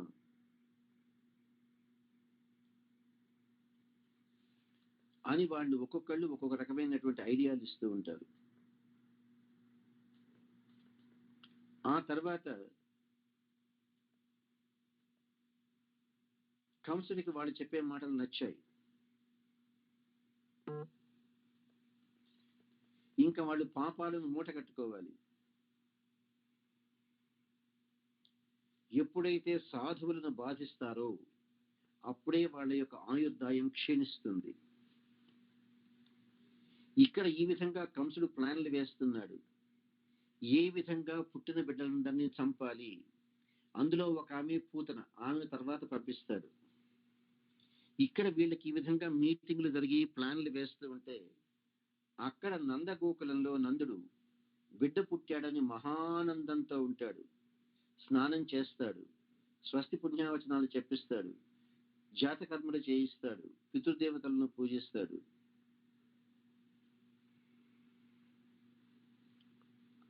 ఆయన దగ్గర ఎన్ని ఆవులు ఉన్నాయి అంటే, నందుడికి బిడ్డ పుట్టాడు అన్న సంతోషంలో 2 లక్షల ఆవులను వేదం చదువుకున్నటువంటి పండితులకు దానం చేయిస్తాడు. 2 లక్షల ఆవులను.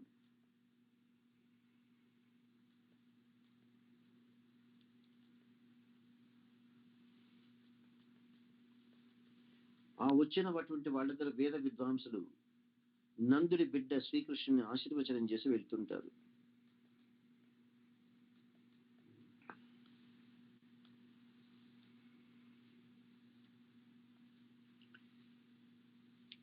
ఆ మందలో నందగోకులంలో వాళ్లకు గోసంపదే కదా ప్రధానం. అందువల్ల ఆ ఆవులకు అన్నిటికీ కూడాను ఒంటి నిండా నూనె రాయడం, ముఖాన పసుపు పూయడం, కుంకుమ పెట్టడం,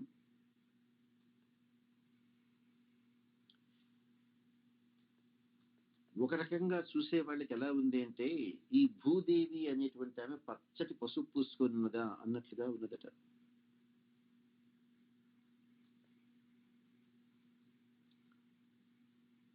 ఆ కృష్ణుడు పుట్టినటువంటి శుభ సమయంలో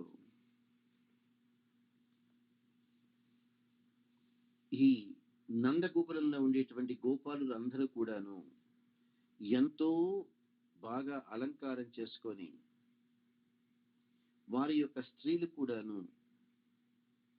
బాలకృష్ణుడి దర్శనం కోసం వచ్చేశారట. ఇక్కడ వీళ్ళ గురించి చెప్పడమే భగవంతుడు ఎలా వేదవ్యాసుడు ఎలా చెప్తున్నాడు, మహాకవి పోతన ఎలా చెప్తున్నాడంటే, ఏమి నోము ఫలమో ఇంత పృద్ధక వర్త వింటి మవరలారా వినుల మన యశోద చిన్ని మగవాని కననట రుచివత్తము రారమ్మ సుదతులారా అంటారు. ఎంత పుణ్యం చేసుకున్నామో మన యశోదకు చిన్న మగవాడు పుట్టాడట అంటారు.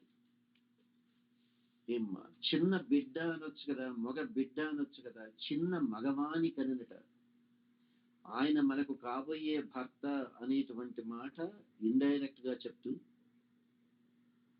మగవాడు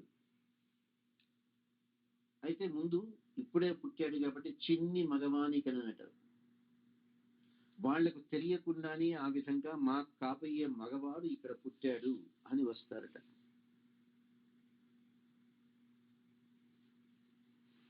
ఆ గోపికలు అంత మనోహరంగా వచ్చి ఆ కృష్ణుణ్ణి చూసి వాళ్ళ ఆనందానికి అంతులేవద.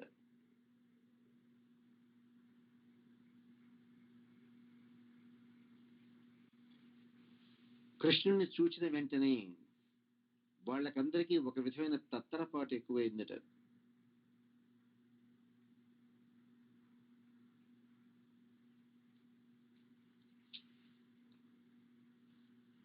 ఆ కృష్ణుడికి ఎన్నెన్నో కానుకలు తీసుకొచ్చి ఇచ్చారట నందగోకులంలో ఉండే వాళ్ళందరూ కూడాను. మరి పుట్టిన బిడ్డకు స్నానం చేయించాలి కదా, ఆ స్నానం చేయించడానికి పుట్టిన బిడ్డకు పాపనికి నూనె తలయంటి పసుపు పూసి బోరు కాడించి హరిరక్ష పొమ్మటంచు జలములకు కొన్ని చుట్టి తల్లి తొట్ల నునిచి దీవించి పాడిది అయ్యువదలెల్లా. యశోద ఇంకా లేచి స్నానం చేసే స్థితిలో లేదు. అందువల్ల నందగోకులంలో ఉండేటువంటి గోపకాంతలు అందరూ కూడా వచ్చి కృష్ణుడికి ఒంటికి నూనె రాసి పసుపు పట్టించి ఆయనకు జోల పాడుతూ ఉన్నారట. జోజో కమలదలీక్షణ జోజో మృగరాజ మధ్య జోజో కృష్ణ జోజో పల్లవ కరపద జోజో పూర్ణేందు వదన జోజో ఎనసు. ఆ విధంగా కృష్ణుడి యొక్క అవతారాన్ని మనకు ఇక్కడ భాగవతంలో ఇస్తాడు.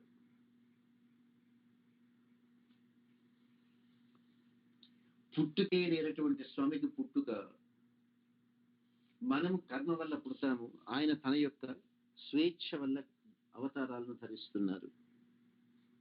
ఆ స్వామి అటువంటి దివ్య మంగళ విగ్రహంతో శ్రావణ మాసంలో కృష్ణపక్షంలో అష్టమి రోజున రోహిణీ నక్షత్రంలో స్వామివారు భూలోకంలో అవతారాన్ని ధరించారు. పరిపూర్ణమూర్తిగా. మామూలు అవతారాలు పూర్ణావతారం అంటేనే మహాలక్ష్మి ఒప్పుకోవడం, కానీ ఈ స్వామి పరిపూర్ణమూర్తి. శ్రీవైకుంఠంలో ఉండేటువంటి నారాయణుల వారి యొక్క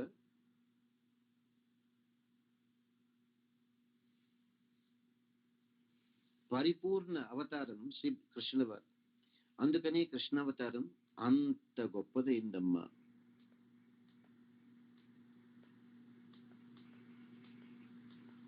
ఈ కృష్ణుడి గురించి చెప్తూ ఏ బాములక ఎవరు మామాటికి పొసల కాపరిగింట బాము కలిగి ఏనాడు కర్మ వల్ల జన్మ ఎత్తనటువంటి స్వామికి ఈనాడు నందగోకులంలో ఆవుల మందలో జన్మ రావడమా, ఏ విధమైన కర్మలు తనకు అంటుకోవు అని చెప్తుంటే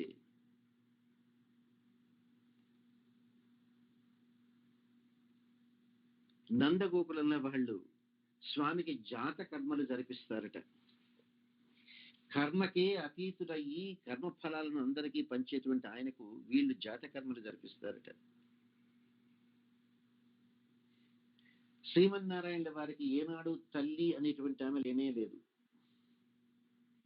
అటువంటిది యశోదకు బిడ్డగా పుట్టి ఆ తల్లి పాలతోటి దినదిన ప్రవర్ధమానంగా వెలిగిపోతున్నారట స్వామి వారు.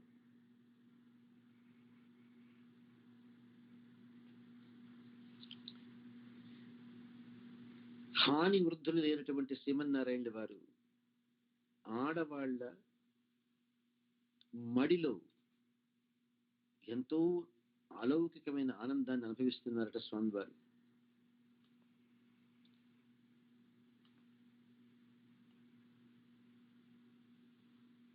అంతేకాదు ఆ స్వామివారి యొక్క దివ్య మంగళ రూపం ఏనాడు ఎవ్వరు కూడాను ఊహించలేనంత గొప్పగా ఉన్నదట.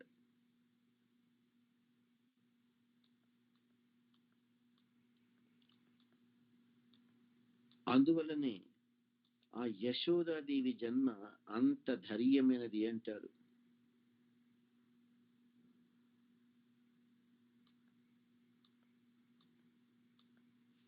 కొడుకు కన్న వేట్క కొనసాగ రోహిణి చీరపంచ చిత్ర చేలవులను మండనములనిచ్చి మన్నించే నందుడా అంబుజాక్షి ప్రీతి అయి చరింపారు.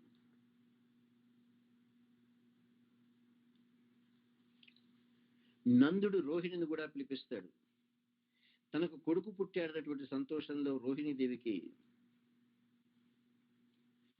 ఎన్నో రకాల చీరలు ఆభరణాలు ఇచ్చి గౌరవిస్తారట.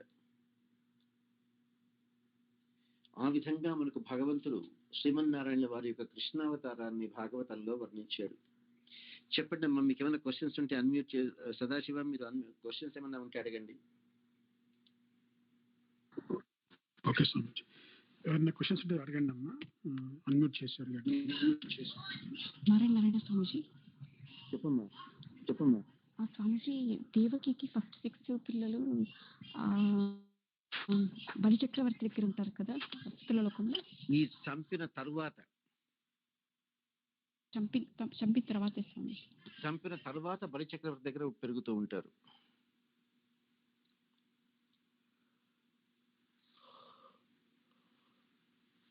చెప్పండి అమ్మా. కృష్ణుల వారు 7.5 సంవత్సరాలు నందగోకులంలో ఉండి వారి రాసక్రీడ గోపకాంతలతోటి పూర్తి చేసుకొని వచ్చి కంస సంహారం అయిన తర్వాత, వారికి ఉపనయనం అయిన తర్వాత గురుకులానికి వెళ్ళి ఆ గురుకులంలో ఒక్క సబ్జెక్ట్ నేర్చుకోవడానికి 8 సంవత్సరాలు పడుతుంటే చతుషష్ఠి కళలు 64 సబ్జెక్ట్స్, మిగిలిన వాళ్లకు 512 సంవత్సరాలు అయితే కృష్ణుడికి 64 రోజుల్లో నేర్చుకొని గురుదక్షిణగా ఆ గురువు గారి యొక్క చనిపోయినటువంటి కొడుకును యమధర్మరాజు దగ్గరికి వెళ్ళి తీసుకొని వచ్చి ఇచ్చినటువంటి స్వామి. దేవకీదేవి తనకు మొదట పుట్టినటువంటి 6 బిడ్డలను కంసుడు చంపేశాడు, వాళ్లను తను చూడాలనుకుంటుంది అన్నప్పుడు ఆ విధంగా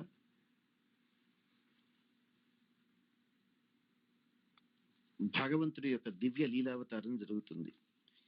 ఆ దేవకీదేవి తన బిడ్డలను తను చూడాలి అని కోరుకున్నప్పుడు ఆ కృష్ణుల వారు వెళ్ళి బలిచక్రవర్తి దగ్గర ఆ బిడ్డలను తీసుకొని వచ్చి దేవకీదేవికి చూపిస్తాడు. చెప్పండి అమ్మా. స్వామిజీ, సూరసేనుడి వాళ్ళ తమ్ముడి పేరు ఏంటి? అది బ్రదర్ పేరు. దేవకి వాళ్ళ నాన్న పేరు? దేవకి నాన్న పేరు దేవకుడు. దేవకుడు కూతురు దేవకాసు డాటర్ దేవకి. తెలుగులో అయితే దేవకుడు అంటారు.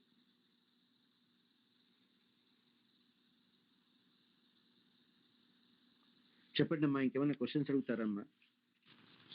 స్వామిజీ, కృష్ణ గర్భగా ఉన్నప్పుడు ఆయన ఏం చేశారు స్వామిజీ? నారాయణ గారు ఏంటమ్మా? కృష్ణుడు కృష్ణి గర్భగా పుడతారు అని చెప్పారు కదా, అప్పుడు ఆయన ఎలా అంటే ఇప్పుడు కృష్ణుడు దేవకి వసుదేవులకు పుట్టినప్పుడు కృష్ణుడు అవతారం కదా, కశ్యపుడు అదితికి వామనుడుగా పుట్టారు కదా, మరి పృష్ణి సుతపకు పృష్ణి గర్భగా పుట్టారని చెప్పారు కదా, అప్పుడు ఆయన ఏం చేశారు? ఏమి చేశారో మనకు వివరాలు ఏమీ లేవమ్మా. మనకు వివరాలు భాగవతంలో ఏమీ ఇవ్వలేదు. ఒక్క పేరు మాత్రమే చెప్పారు కృష్ణ గర్భుడు అని. స్వామీజీ, మరి ఇప్పుడు కౌసల్యకి దశరథ మహారాజుకి పుడతారు కదా, మరి అది వీళ్ళు కాదా స్వామీజీ? అంటే వీళ్ళకి ఓన్లీ 3? వీళ్ళు కాదు, వీళ్ళు అడిగినటువంటి 3 జన్మల్లో కౌసల్య దశరథుడు లేరు. వారి యొక్క పుణ్యవశం వల్ల శ్రీమన్నారాయణ వారు పూర్ణావతారంగా రాముల వారిగా వాళ్ళ ఇంట్లో బిడ్డగా పుట్టేటువంటి భాగ్యాన్ని వాళ్ళకు పొందారు. అలాగే స్వామీజీ. చెప్పండి అమ్మా.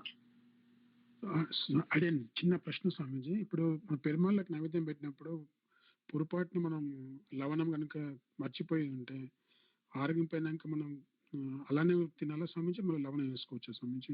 ఒక ప్రశ్న అడుగుతున్నారు స్వామీజీ. భగవంతుడికి ఏది నివేదన చేసినా దానికి మళ్ళీ వంకలు పెట్టకూడదు. ఉప్పు తక్కువైంది, కారం ఎక్కువైంది పెట్టకూడదు. భగవంతుడికి ఏ విధంగా నివేదన చేస్తే అలాగే తినాలి. భగవంతుడికి మీరు ఏదో చారు పులుసు చేశారు, అందులో మర్చిపోయినారు ఉప్పు వేయడం, ఉప్పు లేకపోతే అలాగే తినాలి. దానికి తమిళనాడులో కుంభకోణంలో ఒక ఆలయంలో ఒక మంచి ఎగ్జాంపుల్ చెప్తారు. ఆ దేవుడి పేరే ఉప్పిలియప్పన్ అంటారు. ఒక మహానుభావుడు ఆ స్వామికి ఎంతో ప్రసాదం చేయాలని ఎంతో ఆశతోటి వచ్చి చాలా చక్కగా ప్రసాదాన్ని చేసి నివేదన చేసి తర్వాత అందరు భక్తులకు పెడుతున్నాడు. అందరూ కూడా ఏం బాగలేదని పారేసిపోతున్నారు. ఎందుకంటే అతను ఉప్పు వేయడం మర్చిపోయినాడు దేంట్లో కూడా. భగవంతుడి దగ్గరికి వచ్చి ఏడుస్తూ ఉంటాడు. భగవంతుడు చెప్తాడు, నువ్వెందుకు అనుకుంటున్నావు మానవులు తినలేదని? నేను ఆరగించాను కదా. నీకు సంతోషం కలిగించడం కోసం ఇక మీద ఈ ఆలయంలో నాకు నివేదన చేసేటువంటి వాటిల్లో ఏది ఉప్పే ఉండకూడదు అంటాడు. ఉప్పు ఉండకుండా వాళ్ళు ఎప్పుడు స్వీట్ రైస్ అవే చేస్తారు, కానీ వాళ్ళు పులుసన్నాలు అవి చేసినప్పుడు కూడా ఉప్పే లేకుండా చేస్తారు. అందువల్ల ఒకసారికి భగవంతుడికి నివేదన అయిన తర్వాత అయ్యో ఉప్పు సరిపోలేదే అని మళ్ళీ ఎక్స్ట్రా ఉప్పులు మనం తినేటప్పుడు యాడ్ చేసుకోవడము అలాంటివన్నీ చేయకూడదమ్మా. భగవంతుడికి ఏ విధంగా నివేదన అయితే అదే విధంగా మనం తినాలి.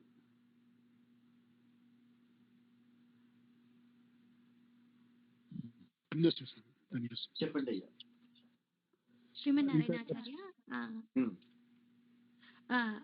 దేవకి వసుదేవులకు ఆఖరి జన్మ తర్వాత వాళ్ళు వైకుంఠానికి వెళ్ళారు కదా, అలాగా యశోదమ్మ వారే వకులమాలికగా వచ్చారు అంటారు వెంకటేశ్వర స్వామికి తల్లిగా. అంటే ఆ యశోదకు ఆ కొడుకు పెళ్లి చేయించాలి అన్న కోరిక ఉన్నది కాబట్టి వెంకటేశ్వర స్వామికి తల్లిగా వకులమాలికగా వస్తారు. అంటే నందుల వారు మోక్షానికి వెళ్ళిపోయారా, లేదంటే నందుల వారు మోక్షానికి పోలేదు. వాళ్ళు అందరూ ఆ నందులు వసువుల్లో ద్రోణ అనేటువంటి వసువు, ఆయన భార్య పేరు ధర. బ్రహ్మదేవుడు వచ్చేసి భూలోకంలో మీరు జన్మ ఎత్తండి స్వామి వారికి సేవ చేయాలి అంటే ఆ భగవంతుడికి డైరెక్ట్ గా సేవ చేసే భాగ్యం, బిడ్డగా సేవ చేసుకునే భాగ్యం కలిగితేనే వస్తామంటారు. భగవంతుడు వాళ్ళని అనుగ్రహించి అదే విధంగా వాళ్ళ కడుపున బిడ్డగా పుడతాడు. ఆ తర్వాత అయిన తర్వాత వాళ్ళు మళ్ళీ ఆ యొక్క వసువుగా పోయి ఆ తర్వాత అక్కడి నుంచి పోతారు వైకుంఠానికి. వాళ్ళకి ఇంకా అక్కడ పెండింగ్ జాబ్ ఉంది. భీష్ముడు కూడా వసువుల్లో ఒకడే కాబట్టి తను మళ్ళీ ఆ వసువుగా పోతాడు. ధన్యవాదాచార్య. నారాయణ చెప్పండి. నారాయణాచార్య, మరి రోహిణి అంటే బలరాముడి వాళ్ళ మదర్ కూడా ఏమన్నా ఇట్లాంటి వృత్తాంతం ఉందా స్వామిజీ? వాళ్ళందరూ దేవతలు కారణ జన్మలు. మళ్ళీ అవి అయిన తర్వాత వాళ్ళు ఆ దేవలోకానికి వాళ్ళ యొక్క దీనిలో వెళ్ళిపోతారు. ఓకే ఆచార్య. ధన్యోస్మి ఆచార్య. నారాయణ. చెప్పండి అమ్మా, ఇంకేమైనా అడుగుతారమ్మా? అంతే స్వామీజీ. నారాయణ. మళ్ళీ రేపు